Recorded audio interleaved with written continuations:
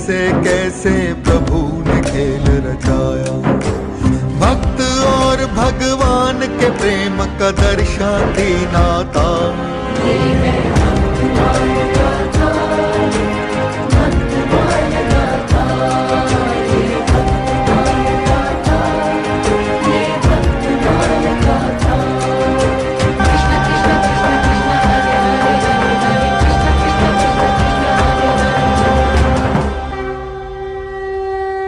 अपने जीवन और सृष्टि के प्रति अपना उत्तरदायित्व समझना होगा।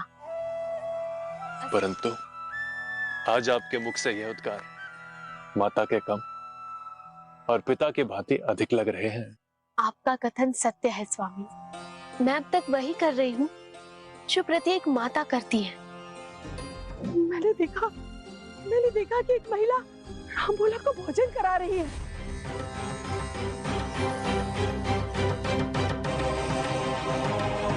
ये पूछने के लिए जब मैं उसके पास गई, वो अदृश्य हो गई। अदृश्य हो गई? जल्दी करो, वो महिला जा रही है। आओ उसे पकड़े, चलो। कौन है तुम?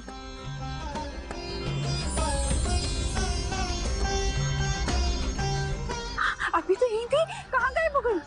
मैंने कहा था ना, माया भी है। प्राण बचाए। माँ तो सदैव निश्चित समय पर ही आ जाती है, किंतु वह आज क्यों नहीं आई?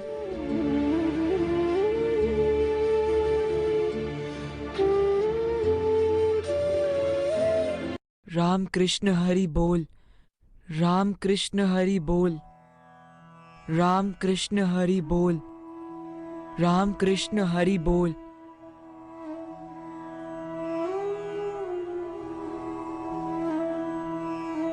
राम कृष्ण हरि बोल। मुझसे अपने पुत्र की ऐसी व्यथा देखी नहीं जा रही प्रभु। आप ही ने तो कहा था देवी कि आप उसे दूसरों पर आश्रित नहीं देख सकती, उसे पुरुषार्थी बनते हुए देखना चाहती हैं। अवश्य प्रभु, किंतु अभी वह एक नन्हा बालक मात्र है। इतनी छोटी अवस्था में उससे उसका बालपन नहीं छीनना चाहिए। नियति का प्रयोजन बहुत बड़ा है और नियति अपने साध्य को साधने के लिए समर्थ मनुष्य का ही चुनाव करती है, फिर चाहे वो कोई बालक ही क्यों ना हो। तो क्या साध्य को अर्जित करने के लिए एक बालक के बाल्य अवस्था की तिलांजलि देनी होगी? देवी, मनुष्य जब महान बनता है तब संसार में उसके कार्यों की, उसके पुरुषार्थ की चर्चा होती है। उसका बाल्यकाल कैसे और किन कष्टों में बीता, इसकी नहीं। कोई भी मनुष्य एकाएक पुरुषार्थी नहीं बनता। यह तो एक लंबी प्रक्रिया होती है जो उसके जन्म के साथ ही पनपने लगती है। जब किसी व्यक्ति का चुनाव किसी विशेष प्रयोजन के लिए करते हैं, उसी समय वह व्यक्ति अन्य सामान्य मनुष्यों से भिन्न हो जाता है। आपका तात्पर्य मैं समझ गई हूँ स्वामी, परंतु मैं एक माँ हूँ और एक बालक का बालपन इतने कष्टों में बीतते हुए देखकर मुझे भी कष्ट होता है। यह बालक भी अब महानता के पथ पर अग्रसर हो चुका है और जब कोई परमात्मा का प्रिय बन जाता है तब काल, परिस्थिति और आयु की अवस्था नगण्य हो जाती है। तो आप थोड़ा धैर्य रखिए देवी।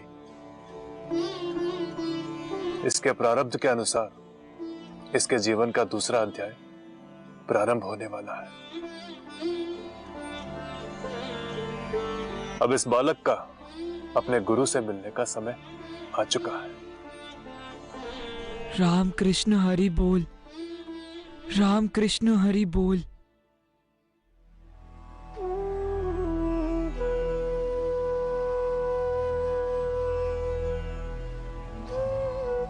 माता तो अब तक नहीं आई, सांझ भी होने वाली है। कहीं माता का हृदय परिवर्तन तो नहीं हो गया? नहीं, माता का हृदय परिवर्तन नहीं हो सकता, किंतु पिछले 2 वर्षों में ऐसा कभी नहीं हुआ कि माता भोजन के समय ना आई हो। किंतु आज ऐसा क्या हो गया?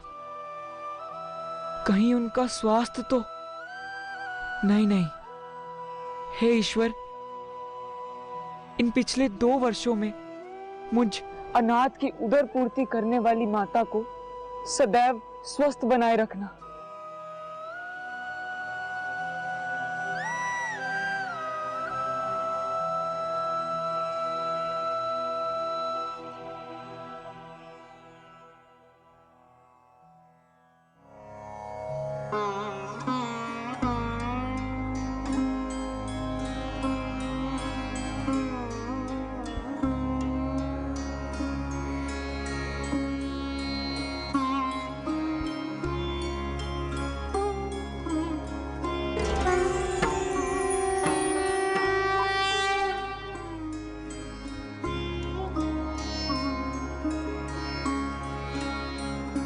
अपने नेत्र खोलो नरहरिदास,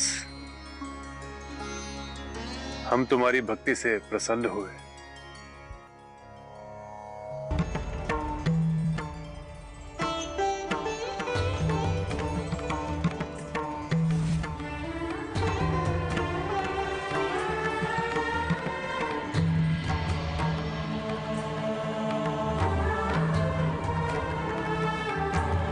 प्रभु, मेरे प्रभु, मेरा जीवन धन्य हो गया। मेरे जीवन की संपूर्ण साधना सफल हो गई। मैं आपका ही ध्यान कर रहा था प्रभु। यह मेरा सौभाग्य है कि आपके साक्षात दर्शन हुए मुझे। तुम्हारी साधना और तपस्या से प्रसन्न होकर मैं तुम्हें दर्शन देने के लिए विवश हो गया। प्रभु, भगवान को भला कोई विवश कर सकता है? मैं तो एक साधारण मनुष्य हूं। भक्ति और साधना मनुष्य को असाधारण बना देती है, और एक असाधारण भक्त भगवान को भी विवश कर देता है। यह आपकी ही महिमा है प्रभु। आपके दर्शन मात्र से मेरा जीवन धन्य हो गया। किंतु आज तुम्हारे समक्ष आने के लिए मेरे पास 2 कारण हैं। पहला कारण ये कि मैं तुम्हें कुछ देना चाहता हूं, और दूसरा कारण ये कि मैं तुमसे कुछ लेना भी चाहता हूं। आप आदेश कीजिए प्रभु। मेरा तो संपूर्ण जीवन आपके लिए समर्पित है। आज आपके दर्शन मात्र से मेरा जीवन धन्य हो चुका है। आपकी आज्ञा शिरोधार्य है प्रभु। मैं तुम्हें प्रभु श्री राम के जीवन का चरित्र, वृतांत और सार, अर्थात संपूर्ण राम कथा दान में देने आया हूं। इसे स्वीकार करो।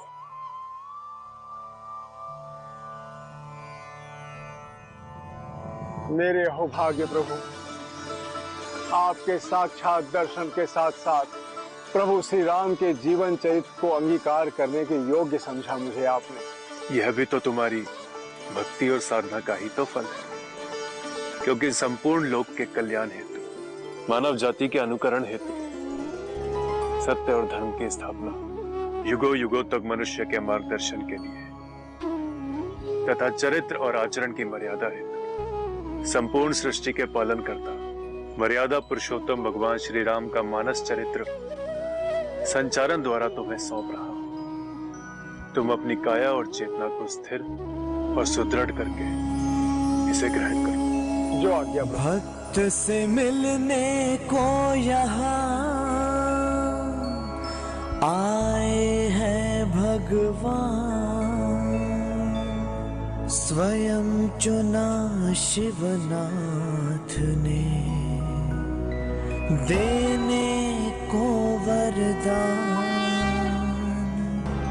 मुख से बोला भी नहीं सुनाया कान, दान ले रहे राम कथा नरहरिदास महान, कई जन्म के बाद जो समझना है ज्ञान,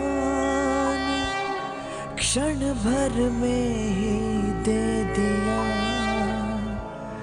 रामचरित का दान। भक्त से मिलने को यहाँ आए हैं भगवान, स्वयं चुना शिवनाथ ने देने को वरदान।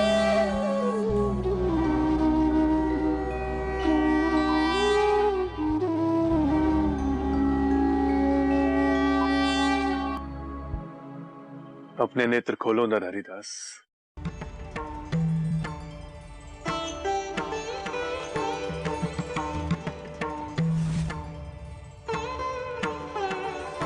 तुम्हारे मन मस्तिष्क में संपूर्णता से प्रभु श्री राम का जीवन चरित्र मानस संचारण द्वारा प्रेषित किया गया है। यह तुम्हारे मन में तो हमेशा रहेगा, परंतु अब तुम्हें इसे पूरे संसार में प्रसारित भी करना है। जो आज्ञा भगवान। इसीलिए यह जीवन चरित्र मानस जीवन चरित्र कहलाएगा। प्रभु श्री राम का जो चरित्र मेरे मन में था उसे मैंने तुम्हारे मन तक तो पहुंचा ही दिया है। अब तुम्हें इसका प्रसार पूरे संसार में करना है, ताकि संसार मर्यादा पुरुषोत्तम श्री राम के चरित्र से प्रेरणा लेकर उनके आदर्शों का पालन करे। जन जन का कल्याण, यह दायित्व मैं तुम्हें सौंप रहा हूं भक्त। परंतु भोलेनाथ, श्री रामचरितमानस का प्रचार प्रसार मुझे किस प्रकार करना होगा? तुम्हें इस राम कथा का ज्ञान केवल एक भक्त तक पहुंचाना है। तत्पश्चात वह भक्त स्वयं इस राम कथा का प्रसार संपूर्ण संसार में करेगा। जिस प्रकार तुम मेरे भक्त हो, उसी प्रकार उस भक्त के दायित्व का निर्वाह नियति ने तुम्हें सौंपा है। महादेव, वह कौन परम भाग्यशाली भक्त है जिसके कारण मुझे आपके साक्षात दर्शन हुए? हरिपुर ग्राम में रहने वाले एक राम भक्त बालक राम बोला को तुम्हें इस राम कथा का दान देना है। वह एक अनाथ बालक है, तुम्हें उसे अपनी शरण में लेना है। उसे वैष्णव मंत्रों से दीक्षित करके भाषा और व्याकरण का ज्ञान देकर राम कथा समझने के योग्य बनाना है। कालांतर में उसी बालक के द्वारा प्रबंध काव्य के रूप में इस राम कथा को लिपिबद्ध किया जाएगा। वह बालक अपने आप में इतना सक्षम है कि लोक कल्याण के लिए अकेला ही सारे संसार में इस राम कथा का प्रसार करेगा। इस समय वो बालक हरिपुर ग्राम के पास समाज से निष्कासित जीवन व्यतीत कर रहा है। अभी उस बालक की आयु मात्र 7 वर्ष है। जब वह राम कथा को समझने के योग्य हो जाए, तब तुम उसे ये रामचरित दान में दे देना। मैं अपने दायित्व का संपूर्ण रूप से पालन करूंगा भगवान। जय हो प्रभु, आपकी जय हो।